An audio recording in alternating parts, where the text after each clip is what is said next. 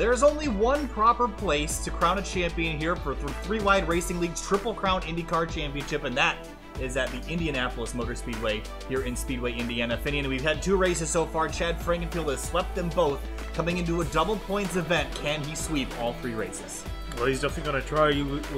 We were looking in practice and we saw that he was on top of the charts, and his main competitor, Peter Short, for this championship was a little bit far behind. Granted, there was practice, so really qualifying, we'll see what these guys got on their single car runs. Yeah, so Frankenfield, again, was fastest in practice and will probably qualify quite well here tonight, fitting in a 100-lap race on our hands this evening. It's a 250-mile one, and this is a little bit more of a crapshoot than the last 2 weeks were, especially at Watkins Glen. That was a lot of driver skill involved there, although Frankenfield was kind of gifted that one with Peter Short leading with about 10 minutes to go. So Frankenfield going to have to fight for this one a little bit harder tonight. Let's quickly take a look at the Indianapolis Motor Speedway. Located in Speedway, Indiana, the Indianapolis Motor Speedway is a 2.5-mile oval, very uniquely shaped with short chutes between turns 1 and 2 and turns 3 and 4. There's a road course that we will not be using here tonight that IndyCar uses on another date, but we're here tonight for the Triple Crown finale. Heading down the front straightaway, Finian, speeds of over 215, 220 miles an hour, up to 230 at the ends of the straightaways here, but off into turn 1, you're going to get that downforce down to the inside lane and work your way out into turns 1 and 2, and then onto the back straightaway here, Finian. The back straightaway extremely wide, very fast. You're going to see a lot of cars snaking their way down, pulling their car away from the wall to break that drag you get from the concrete. So you see a lot of drivers doing that, and the snake is going to work its way down towards that inside wall. Now we drive off into turn 3, well over 220 miles an hour once again. When you get to turn 4 here especially, coming to the finish, when you get those left side tires down to the white curbing there, you want to get yourself too low because you can find yourself crashing here coming to the checkered flag. So you got to keep yourself off those curbs and out of that safer barrier here at the Indianapolis Motor Speedway. If you want a chance to win this race, you're going to have to be aggressive, but not too aggressive and step over that line. And of course, when we come to the Brickyard, everyone wants to kiss those bricks and drink the milk. And tonight, we'll see who can come out on top as we cross the Yard of Bricks in front of the famous Indianapolis Pagoda. And that is a lap of Indianapolis.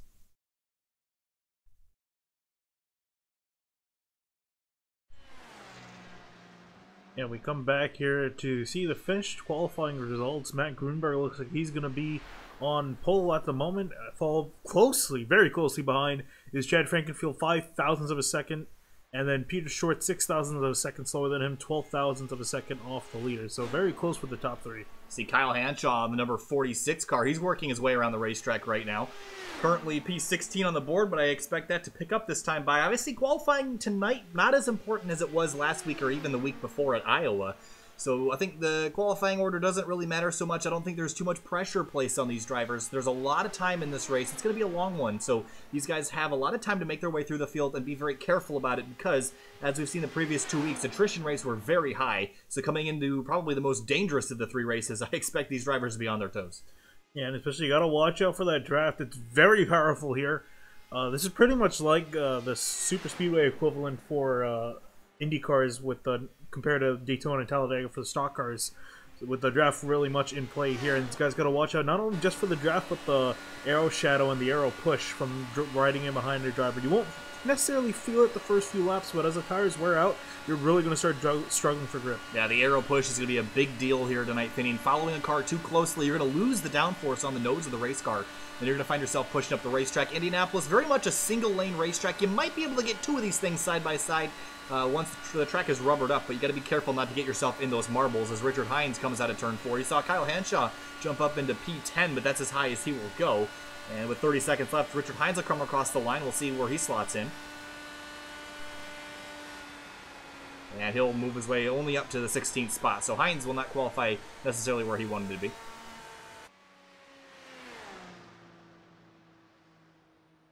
Rolling around to complete qualifying. Matt Gruenberg, the winner of the 3-Wide Dirt Triple Crown, is going to be on pole here tonight for the 100-lap Triple Crown event for IndyCar for the 3WideRacing League, and we'll get them gridded up and ready to go here in a moment.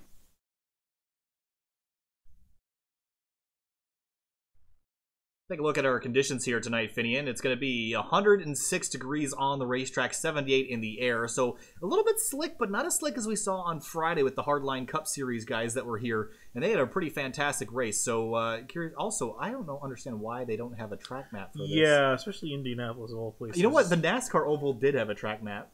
The IndyCar Oval didn't. That makes no sense. I don't know, but that's how it is. But yeah, 101 degrees now. That cooled down significantly.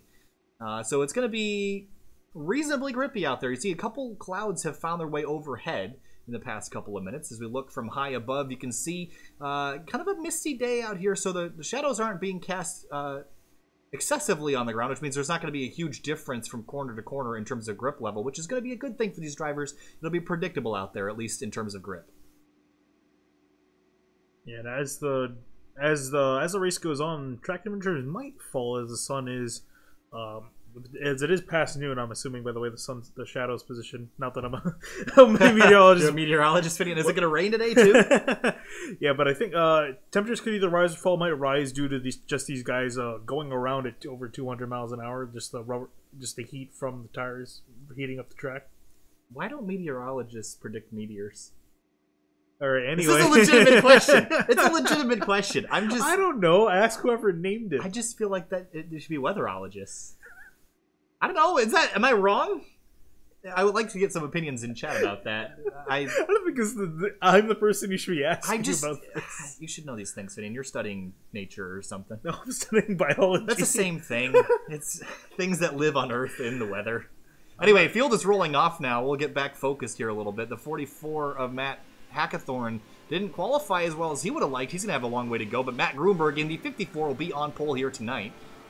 We want to let everyone know in the chat, if you can please take that poll that is sitting there in the live chat, that'd be great. We're just trying to gauge what the interest is for SimTV merchandise, and we're really close to being able to produce t-shirts and hoodies. And from what I've heard, the hoodies are fantastic quality, very nice materials. So we need 4 more for the hoodie, and we need 1 more for the t-shirt to produce them. So go off and fill that poll. If you're not interested, hit the no, and you can leave. That's all we need from you. But if you want it, put down what preferred merchandise you'd like to see, and we'll give you updated details in the coming weeks. But right now, Finian, we're getting ready to go racing for 100 laps here at Indianapolis. Yeah, we got 21 guys here ready on the track and ready to take the green. So it should be a fun race ahead. These guys are going to come down double file, not triple, as they traditionally do at Indy. That could be for better or worse. Yeah, well, we saw the attrition rates the past 2 weeks have been extremely high.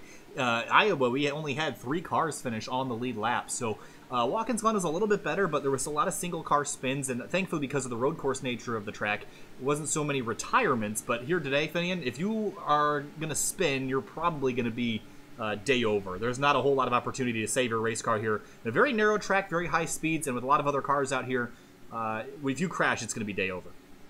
Yep, definitely. And none of these guys hope that's going to happen to them. They all wish to be on top of the podium here at the end of the day.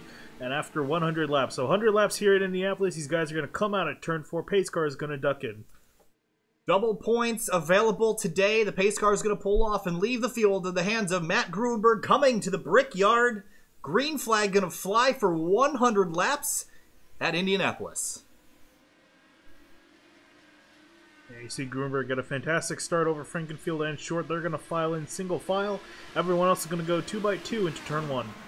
So everyone's getting single filed out real quick here, Finian, trying to get themselves in a comfortable position. A little bit of chaos about midfield here, trying to get themselves sorted out. There's Carlos Acosta in the Moe's IndyCar there. You see, wow, someone's going about 4 wide back here. That is the 883 of Johnny Thomas to the inside. 3 wide down the back straight, looking for 4 for a moment. This is going to be antsy. You see some guys backing out, some guys going forward. See Paul Ross backing off the pace as well as Acosta. Acosta actually that was Luis Almaso there in the 4. Acosta has a very similar paint scheme, but he's up the racetrack. Here comes who's that in the Verizon looking, no, the 97, as we got a battle for the lead up front, 2x2 actually.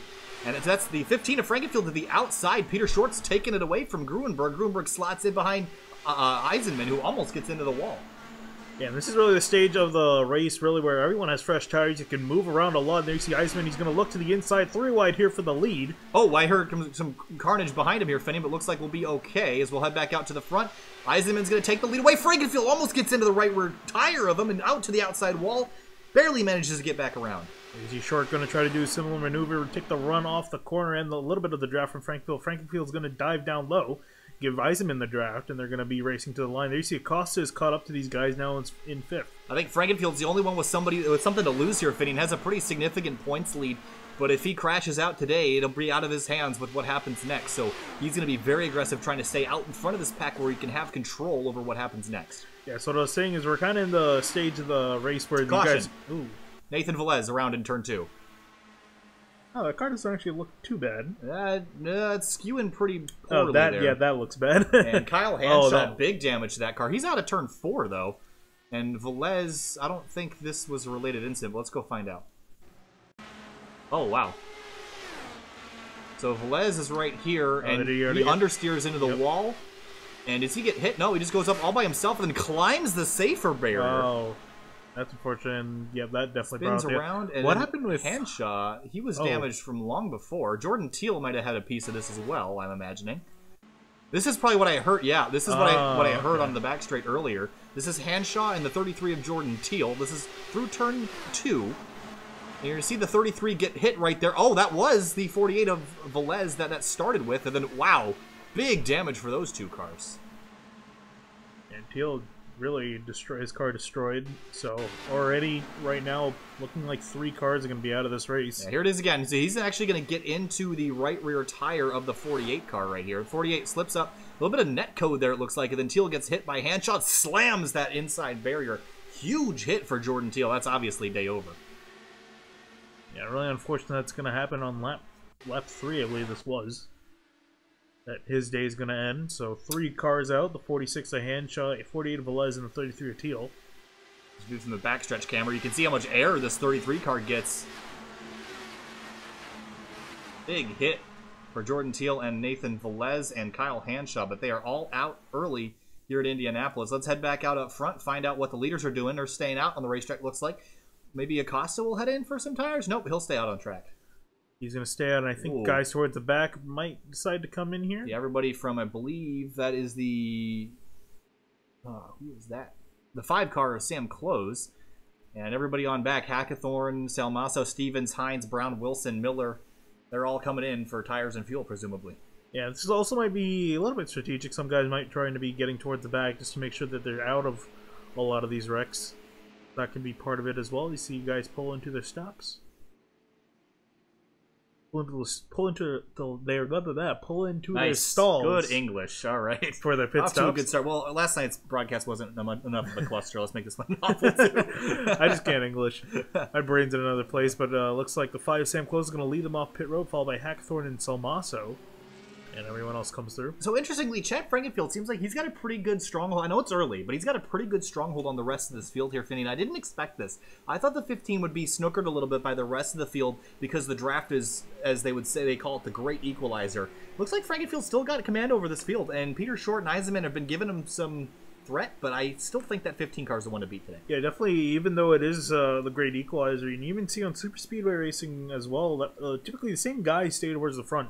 And it's even more so here in IndyCar, really, because the guys who are able to be strategic with the draft, able to be defensive, the other guys around him, he was able to take the lead right back as soon as you had it taken away from him. So if you're smart with your moves, smart with your defending, you'll be up towards the front and in the lead like we see Frankenfield. So I think definitely he's especially a really good defensive driver, and Short's going to have to find a way around him. Well, how defensive do you be on lap number 5? Do you defend with all the effort that you have and hopes that you stay out front, or do you let it go if someone gets to your inside? I think you try to play defensive as in like running a different line, not necessarily cutting off the guy, because that'll end you up in the fence. So, yeah, I would say, like we saw Frankenfield, he went to the outside, made a move around it using the momentum coming out from the high side of the corner, was able to make the pass and defend like that. So I think that's probably what we're going to see earlier on, and then as the race gets more and more towards the end, we're going to start seeing guys swerving down the front straightaway, trying to cut off the draft, because that's what it's going to come down to. So 2 laps to green here at Indianapolis. We'll get restarted back on lap number 8. So Frankenfield been out in front for most of these laps so far. Peter Short gave him a threat on the back straight before that crash happened. And remember, Peter Short was really the one that was going to end up in victory lane last week until late race contact with, I believe it was the 5 of Sam Close down in the entrance to the boot last week that caused that crash that took out Peter Short. So Peter's looking for some redemption here this week. Yeah, Peter Short is 12 points behind Frankenfield, so these guys are awarded points halfway through the race, 10 for first place, down to 1 point for 10th place. So at lap 50, after lap 50, that will be decided there. So it's some good points that Short can make up on Frankenfield. And winner also gets 3 extra points. You get points for leading the most laps, leading a lap. So those are the points that Short's got to be running through his mind, and the numbers he's got to keep track of if he wants to try to beat Frankenfield tonight. Also, I'm curious if we can get a view on Kyle Hanshaw. He's still out on the track with his damaged car. Just curious of what's going on in his car. And looks like he's got it relatively repaired from what we can see. Let's ride on board Mike Stevens from the gearbox here. Yeah, we got the wing in pretty good shape considering the damage. That's Wilson. Oh, well, that doesn't help. That car's okay looking too, looks like. I was going to say, if we could ride on board with one of the onboard cameras just to see. Ah, yes, I see what you're going for. Yeah, I'm just curious. We'll go on. Yeah, he's turning right to go left. Well, okay. It's got the body panels on it. Oh, that's a lot. Okay, it's got the body on it. So it's aerodynamic. Yeah, that car is able. Yeah, that car is able to run. Not particularly well, but definitely gotta appreciate the old shakedown. Oh, it's really driving sideways. Yeah, I mean, I appreciated the effort, but yeah, I don't know. And him quartering at speed, I don't think that's gonna be possible. So we'll see how Hanshaw manages that. And he's gonna. Oh, it is so sideways. I don't know. He might be trying to fix some more damage here onto this caution. Well, luckily for him, it's a very long caution. Well, and yeah, the aero parts on that car are in pretty good shape too. So it looks like it's really just suspension components. The problem is that they're all carbon fiber. Once they're broken, they're broken. Yeah. You got to replace them, and how able you are to replace those pieces, it's kind of an unknown. Yeah, if you can at least get that car driving straight. Again, don't know if that'll be even possible.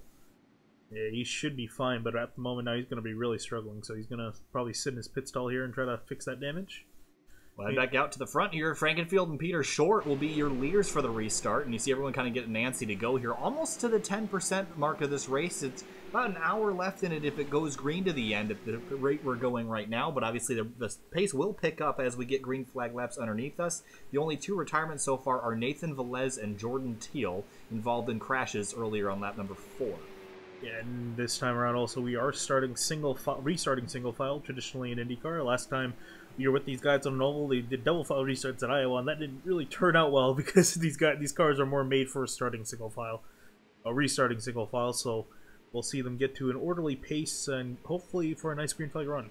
And I want to update everybody in the chat about our poll. We officially hit 20 t-shirt requests. So that means that we will go ahead and produce the t-shirts. We're still 3 short on the hoodie, though. So if you have not taken that poll and you're curious about SimTV merchandise, go fill that out. If you're not interested, just hit no and exit out. That's all we need from you. But we're just trying to gauge interest here. But so far, it looks like we're definitely doing the t-shirt. And the hoodie is pretty much there as well. Hats and everything else is a little bit less popular. I really hope the polos would sell because the polos are nice. Yeah. But we'll have those, so everyone else can deal without them. Coming back to the restart here on lap number 8, looks like Chad Frankenfield will have the lead. He's going to stay far right, keep Peter Short from getting to his right side as we collect the green flag once again here with 92 to go. Frankenfield gunned it as soon as the pace car went in. And Short's going to try to take the draft as soon as he can to get around Frankenfield. So I wonder now what Frankenfield's going to do. He's pretty much a sitting duck at this point on the restart. It's almost not advantageous at all to get out to a lead over everybody else because that gives him more gap here. So you're going to see Peter Short get a heck of a run down the back straight. He's going to get right alongside Frankenfield. Not sure if it's going to be enough to clear him, but Drew Eisenman's going to shoot the gap. Almost looked for the middle for a second, but backed out of it, thought better of it. We drive off into turn 3. Peter Short takes the lead away from the 15. Now it's going to be up to what can Peter Short do. You see him taking the middle of the track, Frankenfield diving high and low, trying to get a line in. Can't do it there, but we'll see he goes high on the straightaway. Now, this is where we're going to see everybody start snaking around. It looks like Eth and Alpa have gotten a good start. They're forming this lead pack here. These guys are going to be side by side in one. That big pack forming up here, Finney. This is a little bit dangerous here. We still have relatively fresh tires, but as the tires wear out, it's going to be sketchier and sketchier. You see Eisenman hit the curb there a little bit. Whoa, we got one way down to the inside. Johnny Thomas, he's been really aggressive so far today. Started back in the 12th spot, already running 7th. Pulls across the nose of Acosta, and he's going to move himself forward again as we got a battle for the lead continuing. Now Frankenfield back out front. Eisenman to the inside of Peter Short.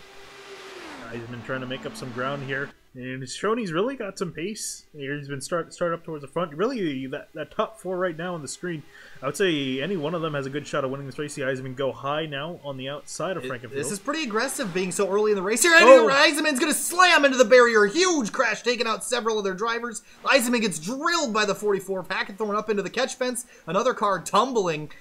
And just like that, we just mentioned it. I was just saying how early it is to be so aggressive here, Finian. Yeah, that's going to be the end of Eisenman's day. Let's see if we can get a replay. Now look, almost like a mirror image of what happened between Takuma Sato and I believe Dario Franchitti. Yeah, I think this is just a matter of the 77 and 15 not giving each other enough room. And I think that was a 15's corner. I think the 77 pulled down on him here, yeah. Finian. And then, well, you see the carnage behind. Ooh. And Hackathorn got a really good piece of that, or I guess. Oh, and you see Hanshaw in the background. He was way behind this, but probably got in a wreck trying to woe the car down. All right, you know what I think would be a good angle here, Finian? I'm going to ride on board with the 54 of Gruenberg here. I think he's going to have a pretty good angle on how this all goes down. So let's just analyze this whole corner entry here by the 77. You're going to see the Eisenman go out to the outside of the 15 of Frankenfield. Now, when they get down to the corner, what's his name? Eisenman can't pull down any lower than right here. I mean, the 15's on the line. Or yeah, the 15's on the line. He can't pull down any lower than that. Yeah. So I think that's on the 77 completely. You see the rest of them. Johnny Thomas just missed that behind. Yeah, I agree with that. Really, Eisenman should have given more room. And you can argue that this is really much a single file track. And to that, then you got to say, you know, he should be trying to make the pass up there like that. So, yeah, and definitely it's also really early in this race. Again, we're only just on lap 11 right now. Here's a view from the shoulder of Matt Hackathorn. You see this crash happen up ahead. Not a whole lot of time to get out of the gas and miss this and through the smoke. Huge, huge impact for the 44 car. Yeah, and he couldn't see a thing through there, so I was pretty much driving blind into that. And I'm trying to see who else that was. Was it Kevin Finn, I believe, was involved, that Dunkin' Donuts car. And he actually gets into the side of that yellow machine. I can't tell who that is either yet. The paint schemes are changing every week on me. But he goes for a wicked tumble, does Kevin Finn. Let's see if we can try to jump through and see if we can find who that was. That wasn't Stevens.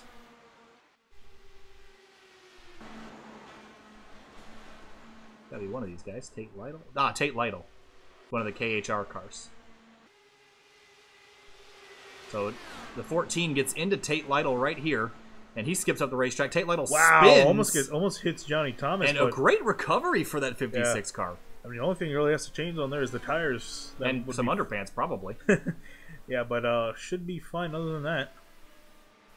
I want to ride on board with that just for a second, because that was pretty cool.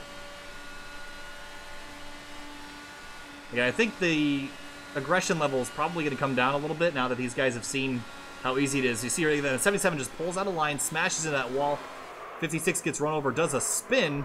Yeah, nice job. Smart driving there. Lock the brakes down, wait for the car to spin straight, and then gas it up again.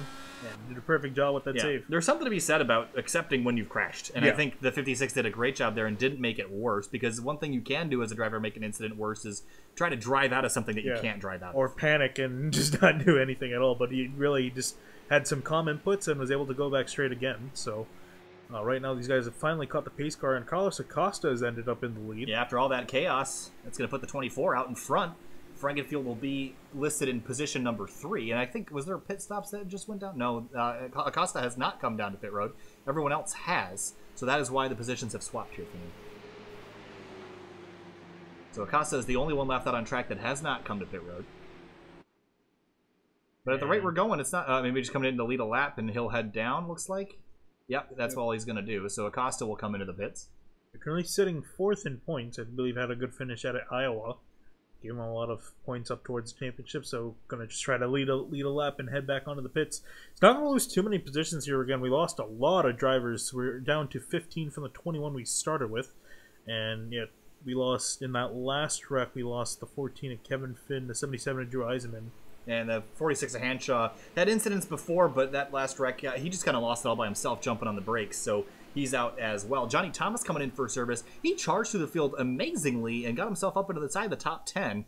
and is now coming back down, getting service. I think he's willing to kind of step back for a second and wait for this race to come to him instead of the other way around. Yeah, and I think really the rate we're going at here, I think that strategy might be a little better, staying towards the back, just let the wrecks happen and drive through them. Although I'll say that now we're again, as more and more cars get wrecked out of the race, we have a lower possibility of getting a caution. But Peter Short and Chad Frankenfield liking this so far. They've been out front and narrowly missed that here, Finney. Frankenfield was actually... Does he have any wing damage to worry about, or does that already get replaced? It looks like, yeah, he might be okay. Maybe we can look on board from Peter Short, looking back. Looks like his car is relatively okay. I mean, it was some pretty light contact there. Yeah, it should be pretty much fine for the rest of the race. Well, until the next incident happens. It's only a matter of time. But again, I think the aggression level too high too early, Finian, and I think there's just a combination of people being excited about this race. And it's a long one. We're only 10% of the way through it, essentially. So I think these drivers need to take a big, deep breath and calm down a little bit and maybe work their way towards the front a little bit slower. There's still over 85 laps to go. Plenty of time to work your way forward. We should get the 1 to green this time by. Your top 5 is going to be Short, Frankenfield, Gruenberg, Zielinski, and Close.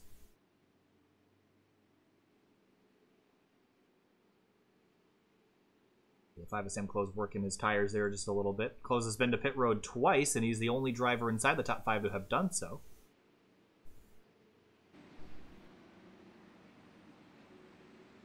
One to green here at Indianapolis. We'll restart lap number 15. With 85 laps to go. Let's take a look at our conditions again here, Finian. 103 degrees, so a couple degrees up from the start of the race, but that might just be due to the track rubbering in and the cars running around here. So a slight adjustment in terms of the track temp. Air temp still 78 degrees, so still not super grippy, but not super slick either. A nice medium sweet spot right now. Indianapolis tends to get very, very warm, so this is actually quite a nice day for these drivers. Yeah, I was gonna say could have been a lot worse. Could have been like how Indy was this year, with the extremely hot temperatures, 120 on the track, and these guys are sliding all sorts of ways around. So definitely more favorable. Yeah, even on Friday for the Hardline Cup Series race, it was over 120 degrees there, and that was a real tough one to drive. That race was fantastic, though, and usually hotter temps are better. I don't necessarily agree with that for IndyCar. I think it just makes it more treacherous. Yeah. Especially because these guys are already on the low downforce trim, so you take away the grip with really hot tires. I'm of the opinion that treacherous doesn't mean good. And, no, it really isn't, because it just means drivers are more cautious. So I think Indy cars should have grip. I think that's Yeah. kind of their whole deal with the whole downforce wing thing. If I wanted to go watch guys run on no downforce, I'd probably go watch NASCAR. But and we have, and it's turned out to be a great race. But so far, this has been the action that we've had that's been green so far has been good. I just think they got to tone it back a little bit, get a head back on their shoulders, and go for it again. We're going to come now to 86 laps to go. Peter Short, Chad Frankenfield, your leaders. This time swapped from their previous position. Now, did Short learn anything from Frankenfield's mistake, and will he jump out to as big of a lead? Let's see on the restart. You see now he's waiting. Oh, stack up behind him. And crashing again. Caution flies. It looks like that involved, I believe that is Luis Amasso. Luis Amasso. Richard Hines is the other one involved in that. And I saw that coming from about a mile away. Yeah, I did as well. Just because of the way that they were forming up. Let's take another look. You can see this really starts up at the very front here, but it's the jump by that gray car that was following Gruenberg, which was the 97 of Zielinski. Yeah, I think people mistook the bunching up that these guys were doing, and it just caused an accordion effect that got several of these guys back here involved. When you're as far back as Richard Hines, you think you're going. You can't see very much, but nowhere to go here. And the 56 of Tate Lytle also taken out in that. Yeah, so Lytle's out here. So is Richard Hines. Yeah, we're going to go take a break. We'll be back with you for the restart here in a couple minutes. Stay with us. We're on lap number 15 of 100.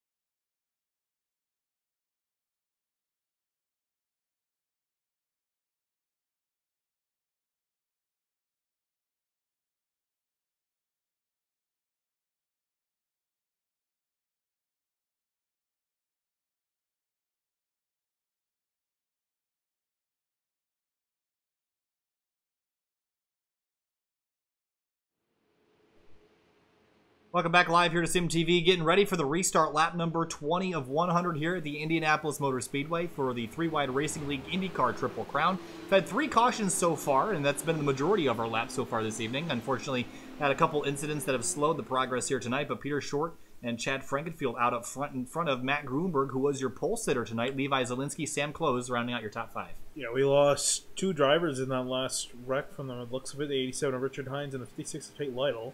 Looks like Salmaso will continue. He's got that car relatively repaired, it looks like. Let's ride on board real quick just to do an actual... Yeah, it looks pretty good to me. Alright. Yeah, it could be a lot worse, so he's gonna... Surprised how he was able to type that then, because he typed in the I thought he... Oh, I thought Louis was out of... Yeah, that's what I thought too, so... Well, Frankenfield liked and retweeted our tweet about this race after the race had already started. So, I think that's how things are going so far. Pace car is going to pull off again. Let's try this again, shall we? Coming to lap number 20. The 20% of the race mark will be next lap. Pace car is off. Green flag in the air once again. We're back green here in Indianapolis. You see everyone stay single file. See Chad Brown actually looking for a pass on the inside of Sam Close. Not close enough to make the pass work, though. And go back up front here. You see Frankenfield now. He's going to try to get a big draft on Peter Short. Yeah, this is going to be a short-lived lead for Peter Short as we head on to the backstretch here. They go side-by-side out of turn 2. Frankenfield with the run. He's going to be alongside Peter Short. Where does Matt Grunberg go? Does he go 3 wide? No, he's going to stay in behind Frankenfield, but Frankenfield will take that lead away, easily driving off into turn 3. He'll clear Peter Short. Yeah, one thing, too, for Grunberg, he really doesn't need to do much here. If anything, he's just wasting his tires. Trying to make passes like this, so he's just probably going to ride in here and see if an opportunity presents itself, he might go in. Oh, he got an opportunity for second place, and Frankenfield backs out of this. He went side-by-side off into 3, and Peter Short now leads across the line. We're 20% of the way done with this race through turns 1 and 2. And actually, Zielinski went around Grunberg while he was waiting in behind Short, and actually here comes, I believe that's a 5 of Sam Close. 5 of Sam Close, yep. He's going to go around Grunberg for 4th, but up front, side-by-side again, Peter Short and Chad Frankenfield. These were the 2 that were dominating Watkins Glen last week. One of them won the race. The other one finished second after leading the majority of it. That would be the 22 of Peter Short, and he's trying to redeem himself here this week. You see Frankenfield giving a lot of room to Peter Short. Again, not really dire enough to really pinch him down there, so he's going to give him room. He's going to actually work to the inside, and Zielinski's going to follow him behind, maybe? I don't know. He's kind of deciding which lane he wants to go. Peter Short didn't block that. I think he knows that this is going to be a kind of a give-and-take situation here. There's a lot of racing left. You see Zielinski pushing up mid-corner. He'll get through. Behind him, there was a little bit of a battle. Chad Brown is taking away 6th place from Mike Stevens, but back up to the lead. Short's going to get that draft on the back straightaway, head to the outside line. Levi Zielinski's got Sam Close tucked right up behind him, and they're going to drive up to the outside line to get a better line into turn 3, but the leader is still side-by-side. Yeah, what I was saying earlier before I was interrupted by a caution is that really the first 10-15 laps, these guys are in a dogfighting stage. Anytime after a restart, you see Frankenfield get loose off the corner. Interesting. The tires are not that old on these cars, so I'm surprised. I think he might have gotten a little bit of curb, but here we have Zielinski getting to the inside of Short. Does Sam Close behind follow? Sam Close doing a good job moving himself up. Yeah, these guys are currently in the dogfighting phase where really the draft is just so powerful you can just zip around everyone. And so you got to be a little bit more lenient, but as the tires start to wear off, you're going to see guys settle in behind one another and really find it hard to make a pass. Yeah, again, you mentioned how easy it is to pass early in the run. You see Frankenfield getting back to 4th, getting around Sam Close. He's right up tucked behind Matt Grunberg, but for the lead, Levi Zielinski being really aggressive on the rear wing of Peter Short as they come out of turn 4. And he's going to ride in behind them. He's going to work to the outside. There you see Grunberg's back in this fight as well as Frankenfield. Frankenfield going to dive down low behind Peter Short. Does he look up the inside of the middle 3-wide? Nope, he doesn't. Yeah, I see the pack starting to form back up here again. This is when things get dangerous, is when the field gets bunched back up like this. Everyone's trying to take advantage of each other. And again, still pretty early. Now we're about to the 25% mark here. Side by side at a turn number 2 for 3rd place. And now for the lead, Zielinski looking to the outside once again. Yeah, so the entire top 11 you see there in frame in this pack. They're all fighting for the lead spot. They all got a shot of it at the moment. Oh, the 63 hard in the fence. That's Mike Stevens. Does he keep it straight? Whoa, no. And that's going to be a caution. And resting on top of the safer barrier. That looked like a single car incident.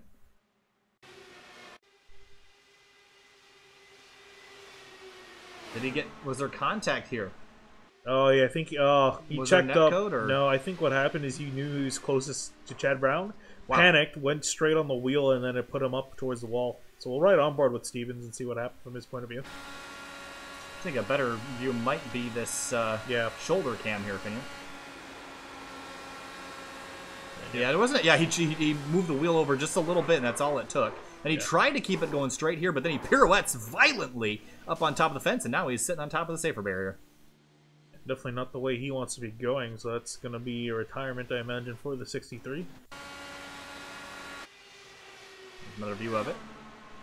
And no contact there, just a quick check up, a little bit of a hesitation. And that Coors Light IR18 goes up into the fence in a vicious pirouette before coming to rest in front of the fans on the top of the safer barrier.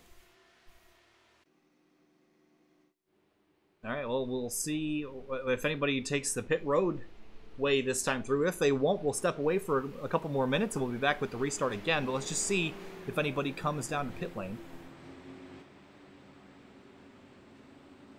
Did get a couple laps in here, so I wouldn't be surprised to see the field come down. And yeah, everyone's going to come down this time by. Yep, so the field will come in. And we'll see if any positions swap.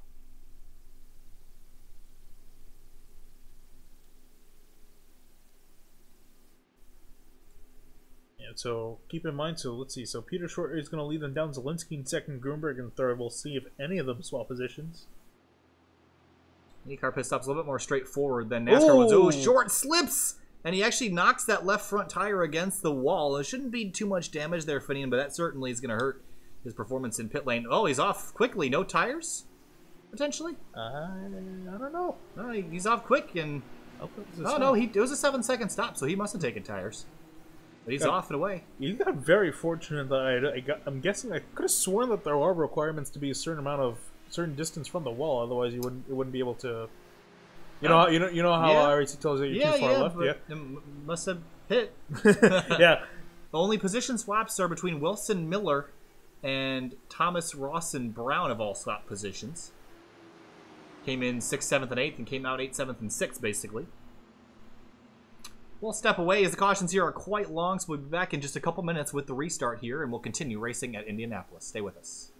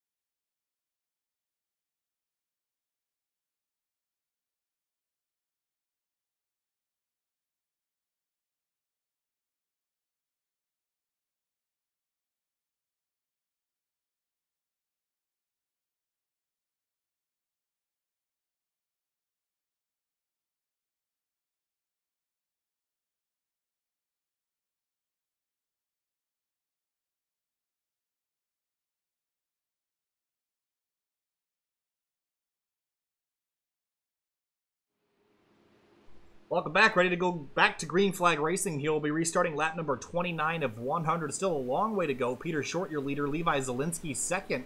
Matt Grunberg, Chad Frankenfield, Sam Close rounding out your top 5. If any of the progress has been slowed plenty tonight here, but everyone just got some fresh tires. They're going to feel like Superman on the restart. So how do you keep yourself restrained from just going for it and going balls to the wall trying to steal the lead away? Yeah, I think these guys really what it takes is just a little bit of patience, really, because you have the car that could potentially be up there, and you're not going to, obviously, the whole saying, you're not going to win in lap 1, turn 1. So these guys really just need to sit behind, just play patience with the draft, and then wait for an opportunity to present itself, then make a pass, instead of trying to just constantly fight at it, because that's where we're going to see a lot of wrecks. Well, you're not going to win on lap number 29 either, so the patience will hopefully be a virtue for those as we get the green flag again, lap number 29. The field nicely spread out at the start-finish line, and we'll bring the ticker back up and keep an eye on it. But Peter Short again jumping out to an early lead. Frankenfield starting from 4th now. This is the farthest back he's been on a restart so far tonight. Yeah, so he's going to have to work through a little bit of traffic. See Zielinski draft up the short. He's going to work to the outside. Grunberg is going to try to get the draft from Zielinski. Peter Short's side drafting the 97 down the back straightaway and is almost alongside him. But nope, here comes the 54 on the outside, but can't maintain that line, and the 15 of Frankenfield is going to slot in and take 3rd away from the yellow number 54. Ooh, nose to tail again. The leader's real close coming out of turn 4. It looks like Short was thinking about going to the outside. They see Zielinski go to the wall on the inside. Frankenfield looks like he's going to try to shoot the gap middle. Not going to happen this time. Zielinski still leads at the line side by side off into turn 1. Peter Short around the outside. Can't do anything with that on fresh tires. Yeah, needed cans, very hard to do. So here they come now. Let's see where Short goes as he try to get it back. Zielinski goes to the inside to the defend. There's Short to the outside. Frankenfield, does he look like he wants a position? Oh, they're almost door banging off into the corner here, finishing real close side by side again. And you can only do this for so many laps before you end up with contact. The leader's being very aggressive here, lap number 30, almost a third of the way through this race as we come out of turn 4. And again, the 97 goes all the way down to the wall to defend. Here comes Frankenfield. What will Frankenfield do? Will he jump to the inside? No, looks like he'll stay behind for now. Yeah, and while you've been battling, it's allowed the 5 of Sam Close, the 83 of Johnny Thomas, and the 18 of Paul Ross to hang in and come up, draft up to these guys. So they've got a good shot now. Peter Short going to try to tuck underneath on exit. No, he'll stay to the outside lane as we go side by side down the back straight. Frankenfield to the outside, 3 wide for the lead here at Indianapolis. They're all very dead even as they head into 3. It looks like Short's going to back out of it. Smart move there for Peter Short, just to back out of this. Still a lot of racing left. No reason to go middle 3 wide off into the corner. Sam Close is taking advantage of Matt Grunberg, has moved up into the 4th spot as we come out of turn 4 once again. Frankenfield back up to P2. He's slicing through this traffic expertly so far. And the Short looked like he was tempted to go to the middle 3 wide of Frankenfield, but it's going to think better of it. Here comes Frankenfield to the inside of Zielinski. He's going to take the lead. So Frankenfield from 4th to 1st in just 3 laps. This is the car that we've had to beat all season so far in this Triple Crown Event Championship, but we're side by side again for the lead. Levi Zielinski back to the outside. Zielinski back out, and looks like he's going to just get a nose ahead of Frankenfield. Frankenfield's going to get a better run on the inside of the corner. Peter Short wiggled there mid-corner there, almost got himself sideways. So the tire's already beginning to go about 6 laps into this run. Yeah, got to be very careful below that white line. If you hit the curbing, you're pretty much done for. And you see Short with a big draft. 3 wide again for the lead. See, someone's going to have to give way here. I think it'll be the 15 of Frankenfield. Nope, it'll be Zielinski that backs out. Zielinski's going to try to defend off the 5 of Sam Close and the 54 of Grunberg behind. Successful at that. Short still on the inside of Frankenfield, trying to get that run. And Zielinski, with a very drastic move, he's going to slide up behind Frankenfield. Ooh. Oh, off in the corner. Oh, was there contact there, Finney? The 15 slid up the racetrack pretty aggressively. I'm not sure if there was some light touch there, but it looks like Peter Short will use that to his advantage, take the lead away. Frankenfield back down behind the wing of that 22. Oh, middle 3 wide again for the straightaway. That was almost 4 wide there. That could have been very dangerous. You guys are going to continue onwards. You're going Frankenfield and Short still side by side. You can tell that neither of these guys want to give up an inch. Zielinski almost hit the wall out of turn number 1. He's looking real tight out of the rubber groove there, Finney. That's a pretty dangerous place to be. Yeah, you got to anticipate the lack of rubber there before you enter the corner. Otherwise, you're going to get a lot of understeers. So you really got to plan that out accordingly, being out of the line. Because really, a lot of the times, what happens to these drivers is that they underestimate the lack of grip on the outside line, and then they end up sliding out towards the wall. Nose to tail again to the yard of bricks. The 15 popping out of line with the 97 of Zielinski behind. Peter Short leads that lap. That'll be lap number 34 completed. And then side by side through 1 and 2 again, Peter Short and Frankenfield, just like Watkins Glen last week. They're head-to-head here at Indianapolis. And Short needs to make sure he leads every lap he can, because Frankenfield's been leading a lot of laps, or had led a decent amount of laps under caution. So Short needs to make up for that. He's gonna have to try to get the most laps led here. That's an extra point that's at play. And every point counts for Peter Short. Frankenfield through the middle again as Peter Short used that inside lane. He'll clear the 15 off the corner. Does Frankenfield take him all the way down to the wall? Nope, he'll slip up to the outside lane and get around Peter Short at the line. I think the 15 got him that time through. They were dead even at the start-finish line. Yeah, given a late race caution, you can still see something like this happening where these guys are trying to draft each other to the line. Very in the realm of possibility. You see Frankenfield again trying to dive down low, get the draft, jump up high. You see Peter Short coming up off that white line. Once you defend, you don't want to enter the corner that low because the angle of the corner is poor and you have to scrub your tires too much. But you see Peter Short jump back up to the middle groove just so he had a better angle to get off into turn 3. You see a shadow has come over the racetrack here, Finian, and let's look from up above potentially. You can see that whole front straightaway kind of buried in shadow as we drive off into turn 1. The sun has returned down here.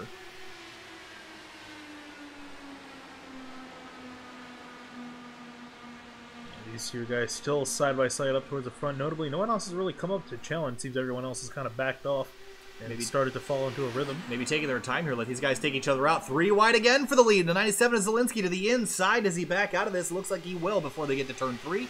Peter Short still has a nose ahead. He kind of had to. He was really only had a wing in there. Big shadow down here. It's going to help the grip in this other half of the racetrack. You see how dark it is on the front straight now prior to the couple laps before. We're still side by side for the lead. Frankenfield and Peter Short.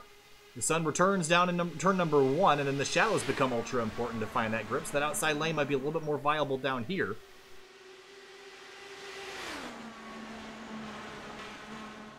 Out of turn number 2, the 15 chops down, tries to get below the white line, gets kind of the door slammed there by the 22, looks back to the outside. I don't think that's going to work for him as it has in the past couple laps, but he's certainly going to give it a shot. You can see everyone else perfectly single file, all spread out evenly. Oh, and Zielinski loose on the bottom. He's going to spin towards the wall. And Zielinski bounces off. That'll probably be a caution here. Might not, unless someone else is coming by. I don't think so. So he's going to have to try to pull it into the pits, and that's going to be day over for that 12. Sorry, 97. Yep, in 12th place. He'll make it to pit road. Obviously, I'm surprised about the... Yeah, he hooked the curb here, it looks like, Finian, but let's ride on board. You see the whole track bathed in shadow here. So he's got a lot more grip. He's able to turn down to the bottom, hooks that curb. I mentioned this in the track guide here, Finian. It almost looks identical to what I was showing about what not to do. So Zielinski makes a mistake, and it takes him out of the last race of the Triple Crown here at Indianapolis. And now down to 11 drivers, all of them in this pack. And all trying to fight for the win here. Sun returning in turn number 4, and then now we're still side by side to lead the 22 and 15 here, Finian. Are they going to run out of luck here? Oh, yeah, you almost said it right there. The short started to get really tight, and he's been running on the bottom this entire run nearly. Frankenfield's been coasting around on the top. And actually, there's Frankenfield with a run on the outside of Short. Short's going to try to get the side draft to just get him up there, at least somewhat side by side with Frankenfield. But I think Frankenfield might win this. Still door to door, or side pod to side pod, as one would say, through 3 and 4. Coming back to lap number 41. So we're 40% of the way done with this race out of the final corner. That 15's got a great run. Will he lead the lap this time through? Doesn't look like he's quite going to get there. Peter Short will lead it again. They see Gruenberg also behind. He and Sam Close were side by side for at a time, but now Gruenberg's appeared up on top. And I gotta wonder what he's been planning, because he hasn't been doing any fighting. He's just been kind of riding along with these guys too. I would argue that he has fresher tires to work with here. He's been kind of riding along. Yeah, definitely fresher tires, because he hasn't been taking the defensive lines that Peter Short's been running, and I worry about that because Peter Short's been on the inside of Frankenfield the last couple times, and as those tires wear out, it's going to get harder and harder to maintain that inside lane. Now you see turn 4 completely bathed in sunlight. It's going to warm back up again and make it a little bit slicker for these drivers. Yeah, here comes Gruenberg with a big draft, and I gotta wonder, when is he gonna make that move? I think he might wait for this battle to subside, or at least for Short to start falling off the pace. Frankenfield and Short have been running side by side for so many laps. They have to get this figured out here shortly, but Peter Short now still maintains that inside line down the back straight, being very defensive about this. It's making Frankenfield's life really hard. Look who's popped inside the top 5, that bright orange 83 car, Johnny Thomas. Thomas has been biding his time for a lot of this race. And I believe he restarted towards the back, or a little bit ways towards the back, and has found himself up here again. Yeah, he's charged through the field a couple times tonight. You see, again, the leaders going at it on the front straight, heading off into turn number 1. Shadow's getting longer down here. More of the track is bathed in shadow every single lap. That's going to bring the grip levels up and make it a little bit easier to make moves down here as the shadows get longer and the day gets older. Short not going as defensive this time by because he has that 15 kind of pinned up against the concrete down the back straight. The PMDG car alongside the Miller Lite IR18 of Frankenfield, who has led the most laps in one of the 3 races, but has won both of them so far. Yeah, I can imagine that Short really wants this win because of that, knowing that he should have been up there at least once, especially last week at Watkins Glen. Should have had at least 1 win to his name. But unfortunately, he's going to have 0, and he's going to try to get that one at least here away from Frankenfield. He does not want him to get the 3 in a row. Yeah, and the guy that ended up in that wreck with him last week at Watkins Glen was that 5 car sitting there in 4th, the black and blue number 5. That was Sam Close. He was a lap down at Watkins Glen and turned in on the nose of the 22 car, heading down into the boot section last week, and that's what cost Peter Short the victory. So maybe there's still some hard feelings there as we come out of turn number 4. Short again going defensive. Chad Frankenfield's been flirting with going below that line to make a move, but that's really risky because there's that pit road wall attenuator down there, and that'd be a heck of a hit if you were to hit that at 220 miles an hour. Definitely something to see Short get tight, especially 1 and 2. That's where a lot of drivers get tight in turn 1, and you saw that he went very close to the side out of Frankenfield, and actually looks like Frankenfield might have the position here. Yeah, he's cleared him now, but Peter Short's going to get that draft and stick the nose back to the inside. Off into turn 3, will he be able to maintain it? He will. He'll get back to the inside. So Frankenfield almost had him cleared for a moment, but couldn't complete the job. Yeah, but again, I still feel that Frick Short is fighting a losing battle here. He's been put down the inside every single lap. And here comes Grunberg. He's going to make it 3 wide for the lead. Looks like he will. No, he'll back out. And here comes Sam Close around the outside and take advantage of that. And I think Grunberg thought he can get a better run to at least be more present alongside Peter Short, so he decided to back off, not wreck all 3 of them. So smart move there, but he's going to lose a spot to Sam Close. Grunberg back to the inside. Close wants that spot back. Still side pod to side pod, wheel to wheel off into turn 3. The tires are now 20 laps old here, Finian. That's going to start getting sketchy as the track is pretty toasty on the backstretch there and in turns 3 and 4. Short's still going to chase Frankenfield down. They've been pretty much doing the same maneuvers every single time we see them. It's almost like we're watching a replay between these 2 guys. I think right now I would say they're just riding, but they're pretty actively trying to hang on to the lead here. They're still being pretty aggressive. We're not even to the halfway point of this race yet. Still 36 minutes to go. If we were to go green all the way to the end, we still have to make another pit stop at some point. And here's Paul Ross in the number 18. Matt Grunberg has fallen to 6th, interestingly, here, Finian. Does he have any damage? No, it looks like he's okay. No, he's just falling back. Yeah, I think he might have just got caught out in the draft trying to get around not Peter Short, Sam Close on the 5, and that allowed Johnny Thomas and Paul Ross to get around, but they see Frankenfield again work to the outside. Where's Sam Close? Does he go? Close threw a look to the outside lane. Couldn't get there, though, but that's going to let Johnny Thomas get right up to the rear wing of him through turns 1 and 2, but still side by side these leaders. This opens them up for a potential pass here, though, because when they're side by side, they're slowing each other down. That's brought Sam Close into the mix. Maybe he'll go 3 wide for the lead? Yeah, I think Sam Close is a lot more fighty for the lead. We saw Grunberg was just kind of biding his time, knowing that these guys will stop fighting at some point, and he just wanted to pick up the remains, but Sam Close looks like he wants to lead. He wants to lead, and he wants it now.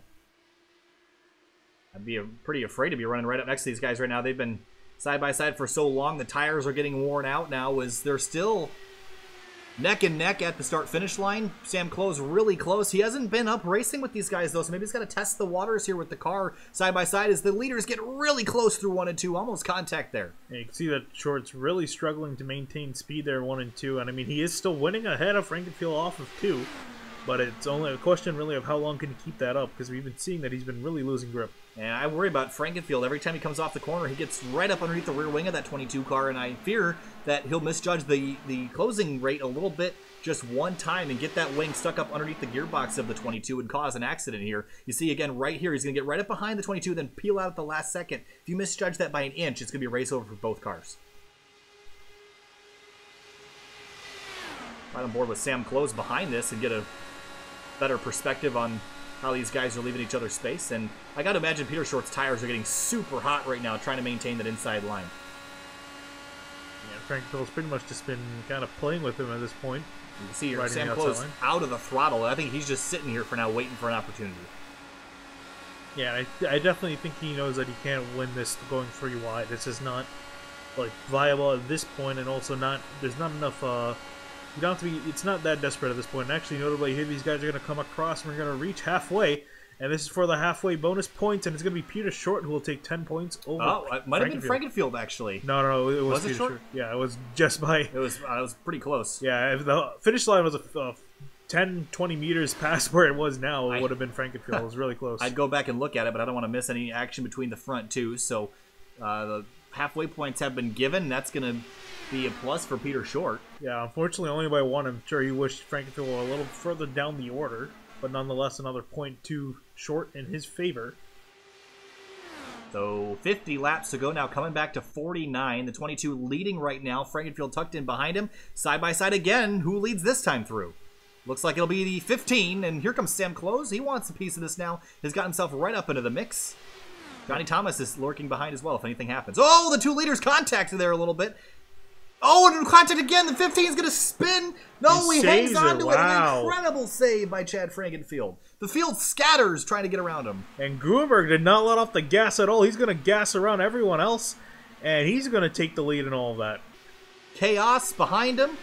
And behind but they're still sideways and crashing. There was some more contact there with Sam Close in the middle of it. Carlos Acosta gets pushed back. Very, very close to being a disaster for both the leaders. But Gruenberg and Johnny Thomas have come out on top of that. Now Peter Short and the 15 of Frankenfield are going to go 3 wide off into turn 1. Contact there with the 83 and the 15. And Frankenfield's knocking his way back forward. It is like IndyCar bowling out there right now. Yeah, not really the cars you expect to see guys being this aggressive with, but nonetheless they're going to fight. And here comes Thomas with a nice run on Sam Close. Will he do anything with it? He's going to dive to the inside. How do we have 4 cautions in the first 30 laps and not a caution last lap? Yeah, I don't know. That was very impressive. Honestly, let's try to go and take a look at it while these guys try to close the gap between each other. But that was a very hairy moment for a lot of drivers. I would say so. All right, here is another look. Let's look from the chopper cam here. I think this is going to be the best view of it. We'll stay on board with the 15 of Frankenfield here. The 22 drifts up the racetrack. Contact there just a little bit. They swing back, and Short's already loose and out offline. And the 15 gets a little bit of a lick there. And I'm amazed that no one got caught up. 83 actually got caught behind Frankenfield. Yeah, and 54 Gruenberg was full peg that entire time. Drove through everyone and took the lead. Made up about 5 spots in one corner. And he's still leading this race now, up in front of Peter Short. And here's the funny part about that. He's probably got the freshest tires between the top 3. As Short's definitely got worn out tires, and Frankenfield's got slightly better ones, but it was fighting with Short that entire time. I saw Frankenfield really, really tight off at turn 4. The 54 weaving down the front straight now, trying to protect. I don't think that the 22 or the 15 are going to be able to easily get around the 54 with the tire wear that they've accumulated running so hard side by side, but they're certainly going to try. They're definitely going to try, but I think if anyone's got enough car to get around, it will be Frankenfield over Short. I think we saw there with that contact that Short is just really losing his tires at the moment.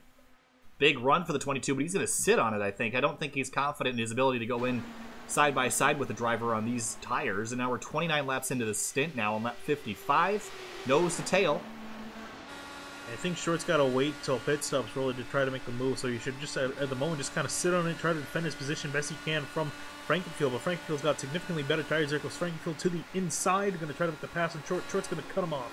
Yeah, not any room there to make that move. You can hear the tires scrubbing on the 22, so they're definitely worn out. And that's actually let the 54 pull away just a little bit as we head to the back straight. Short still within the draft, but that's only going to get, that gap's only going to get more and more. This is us talking about that stage of the race where everyone's going to start settling into a run here, and Gruenberg's going to try to drive away from Short.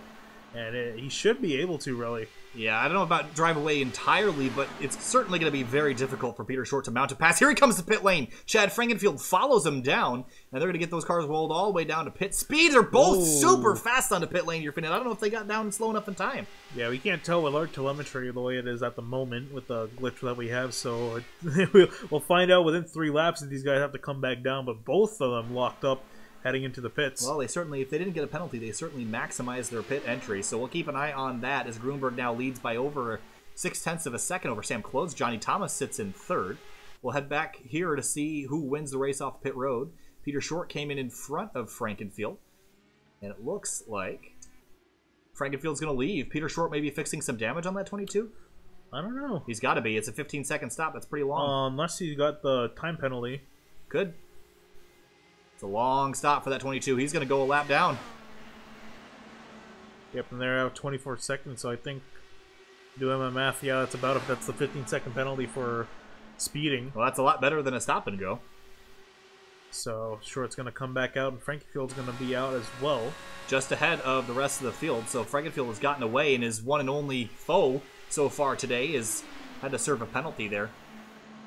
I think the 15 had an advantage with the 22 in front of him. He was able to gauge his speed better, and the 22 definitely blew that pit road entry speed a little bit too much as we got a battle for the lead. Now Sam closed to the inside of the 54 Grunberg. You see behind, that's I believe it's Acosta. It looked like he was going to pit road. Salmaso has come to pit road.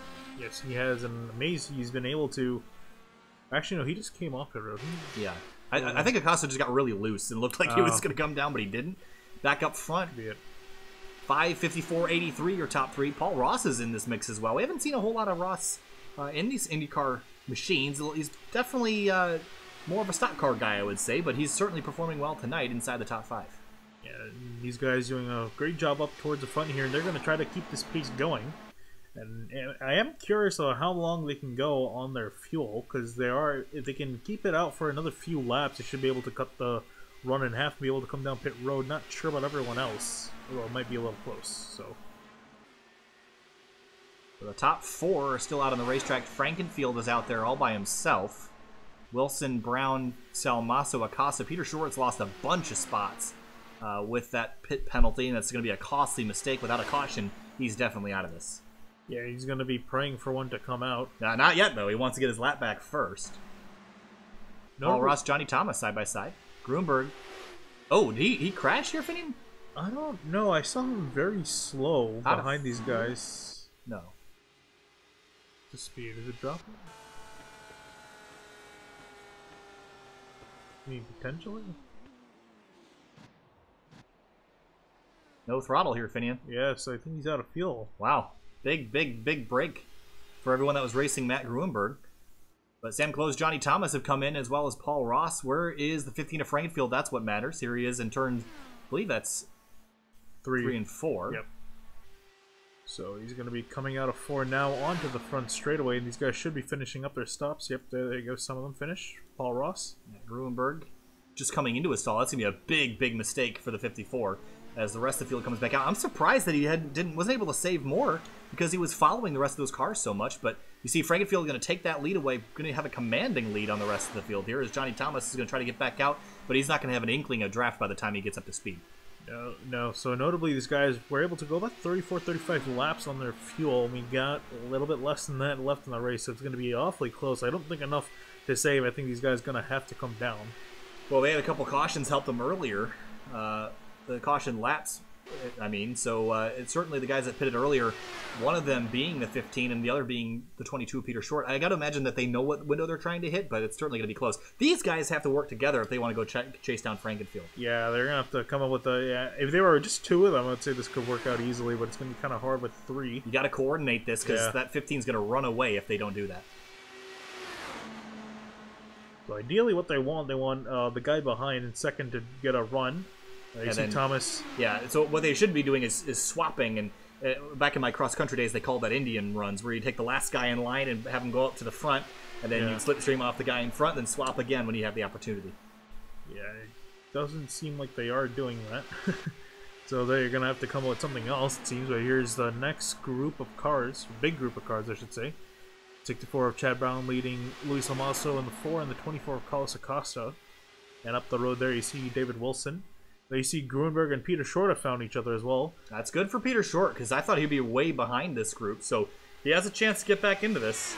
And it looks like all these drivers are back out on the lead lap. So good break for the 22 Peter Short to have a drafting buddy.